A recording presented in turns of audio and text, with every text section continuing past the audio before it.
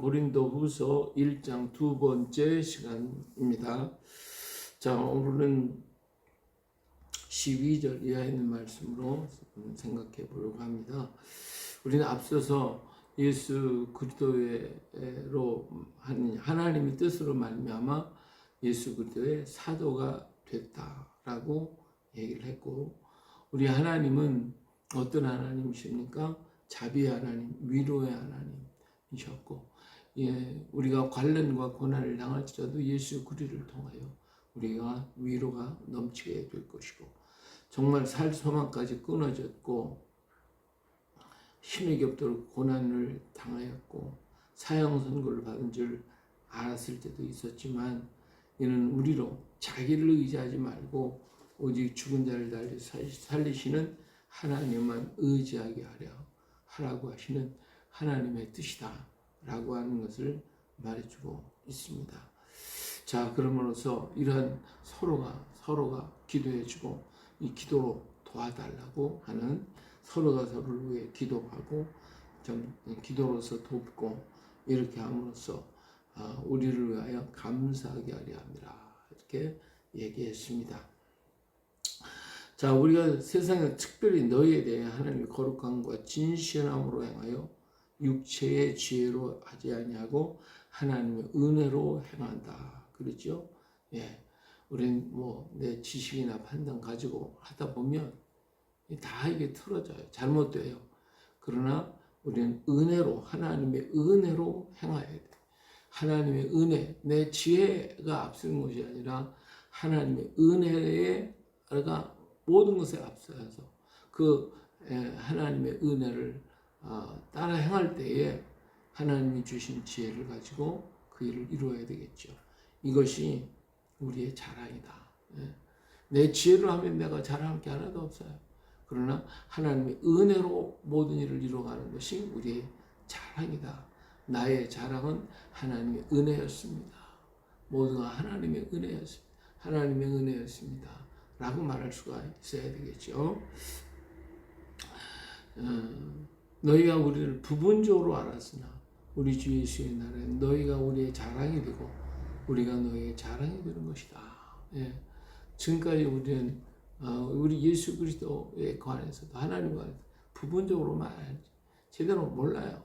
다 부분적으로만 아는 거지. 그러나 그날에 우리는 얼굴과 얼굴을 대하여 보고 서로 마음과 마음을 서로 대면하여 보게 될 때 모든 것을 알게 될 것이죠. 우리 주님 앞에 서게 되는 그날 정말 하나님의 그 온전하시고 자비하시고 사랑하시는 그 은총이 우리에게 차고 넘쳐날 때에 하나님을 알게 될 것입니다. 그날을 바라보며 우리 소망 가운데 가야 되겠죠. 내가 이 확신을 가지고 너희로 두 번 은혜 얻기를 위하여 먼저 너희에게 이르렀다. 서로 은혜를 나누기 위해 교제하고 만나고 서로 함께하고 대화한다는 것이 얼마나 귀하고 아름답겠어요.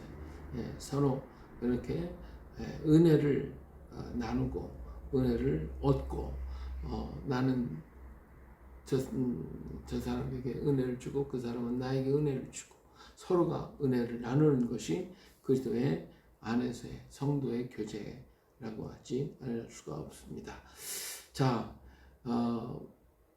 우리가 교회 갈 때 육체를 따라 계획하여 예의하면서 아니라 하는 일이 내게 있겠느냐?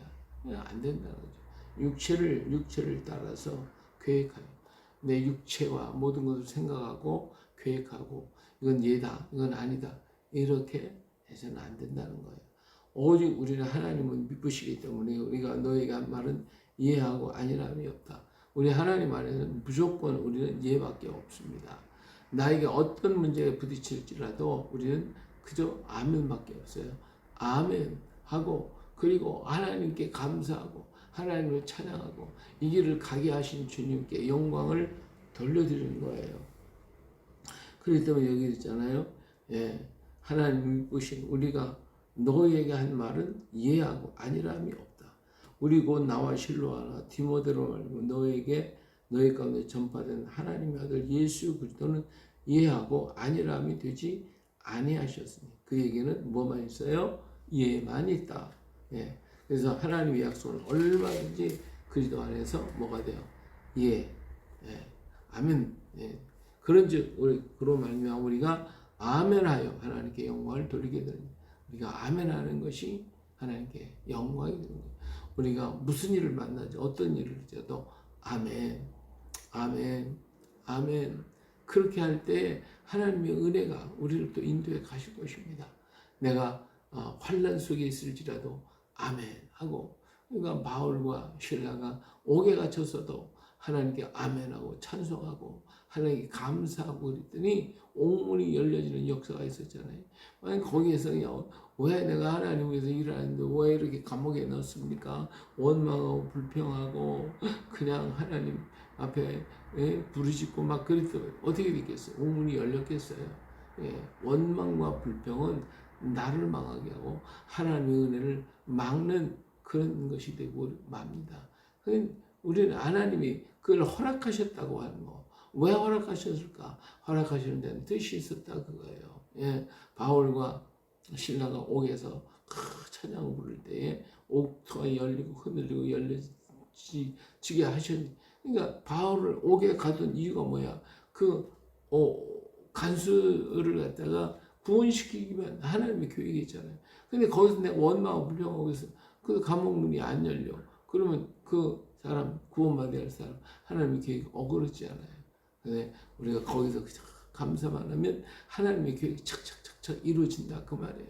모든 것이 다 하나님의 뜻이니까. 나보다도 더 하나님이 나를 알고 내가 해야 할 일이 무엇인지 하나님은 잘 하시니까 그리로 나를 이끌어 가시는 거예요.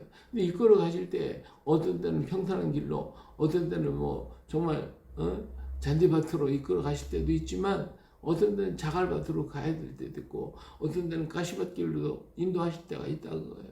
거기 갈 때 원망하고 불평하면 하나님의 계획이 다 어우러지는 거예요. 그게 아니라 우리는 어떠한 일에, 내가 아스팔트 길을 가든지 자갈밭으로 가든지 풀밭으로 가든지 아니면 가시밭길을 가든지 우리는 무조건 아멘할 것밖에 없습니다. 왜? 하나님은 나를 향한 계획이 다 안일함이었고 오직 예만 있기 때문에 그렇습니다. 그래서 그 예의 길을 향하여 하나님의 뜻을 향하여 가는 거예요. 바울 사도는 내가 예루살렘에 가서 죽을지라도 나는 간다. 하나님이 만들어 주신 길이니까 우리 예야 가는 거야 하고 가잖아요. 오늘 우리가 그렇게 그리스도 안에서 우리는 무조건 예밖에 없습니다. 그로 말미암아 우리가 아멘하여 하나님께 영광, 이것이 아멘하여 하나님께 영광이 되고 하나님의 뜻이 이루어가는 것입니다. 우리를 너희와 함께 그리스도 안에서 굳건하게 하시고 우리에게 기름을 부으신 이는 누구예요? 하나님이시니 그가 또한 우리에게 인치시고 보증으로 우리 마음에 성령을 보내주셨어요. 성령을 주셨다고 그랬어요. 성령께서 나를 이끌어 가시는 그 모든 것이 하나님의 뜻인 것을 깨닫게 하고 알게 하고, 그 속에서도 성령은 오늘 우리에게 소망을 주고 꿈을 주고 사랑을 주고 믿음을 주고 확신을 주어서 걸어가게 하신다 그 말입니다. 그러므로 오늘도 우리는 조금 더 두려워하지 말고 강하고 담대하게 서서 주님만을 바라보고 가야 됩니다. 그 속에서 역사하시는 하나님의 손길을 우리는 바라보며 감사할 수 있는 우리가 되어야 할 것입니다. 그렇기 때문에 바울이 내가 내 목숨을 걸고 하나님을 불러 증언하게 하노니 내가 다시 고린도로 가지 아니한 것은 너희를 아끼려 합니다. 여기에서 자기는 목숨을 걸고 주를 위해 일하고 있잖아요. 그 모든 게 다 하나님께 예만 드리니까 어떤 길로 나를 이끌어 가든지 나는 간다. 이렇게 말씀하고 있음을 볼 수가 있습니다. 그래요. 오늘도 주님의 나를 어떻게 이끌어 가실지, 어디로 인도할지, 누구를 만나게 하고 누구를 대하게 할지 우리는 모릅니다. 그러나 하나님의 이루어 주시는 그 일들, 내 앞에 닥치는 여러 가지 일들이 다 예밖에 없다는 거 우리는 기억하고 하나님께 예하며 영광 하나님께 돌려드리고 아버지 하나님의 뜻을 우리가 이루어가는 오늘 주일이 돼서 그 말씀이 들을 때 우리에게 생명이 되고 능력이 되는 복된 날 되시기를 예수님의 이름으로 축복합니다. 할렐루야.